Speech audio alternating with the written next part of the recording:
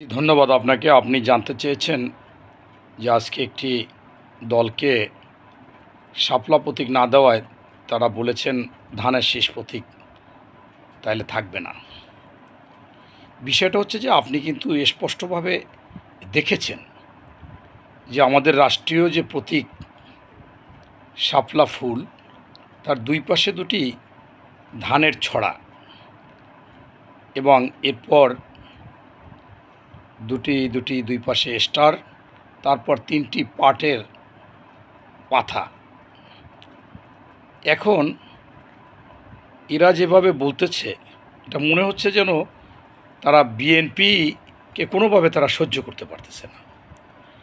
কারণ এইটা যদি বলতো যে আপনার হাইকোর্টের বিচারের বা আদালতের বিচারের প্রতীক হচ্ছে দাঁড়িপাল্লা, এই দাঁড়িপাল্লাকে উনি বলতে পারতেন, কিন্তু আমরা দেখলাম যে সেখানে দুটি ছড়া, সেখানে স্পষ্ট দেখা যাচ্ছে যে শাপলাটা কি বোঝা যায় অন্য এই, এবং আমাদের ধানের শীষ হচ্ছে একটা ধানের শীষ, পুরা ধানের শীষ, একটা পাতাসহ ধানের শীষ, এবং সেইখানে এই কথাগুলো বলা সম্পূর্ণ অযৌক্তিক।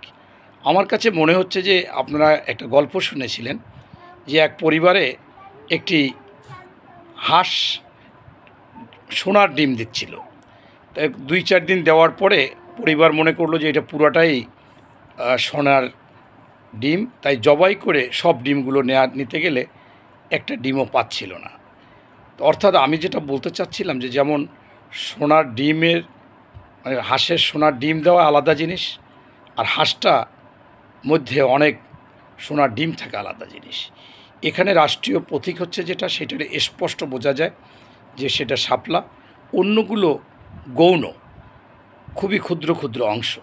সেটা নিয়ে তর্ক বিতর্ক করা এটা কোনো যৌক্তিক না। এবং যারা এর বিরোধিতা করেছে কেউ বিএনপির না, তারা সকলেই রাজনৈতিক সচেতন, রাষ্ট্রীয় সচেতন, দেশপ্রেমিক, বিভিন্ন সুশীল সমাজ, তারাই এটা সম্পর্কে বিভিন্ন বিবৃতি দিয়েছেন, বিভিন্ন প্রচার করেছেন, ফেসবুকে পোস্ট দিয়েছেন।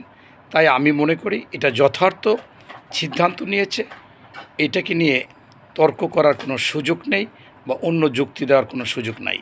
ধন্যবাদ।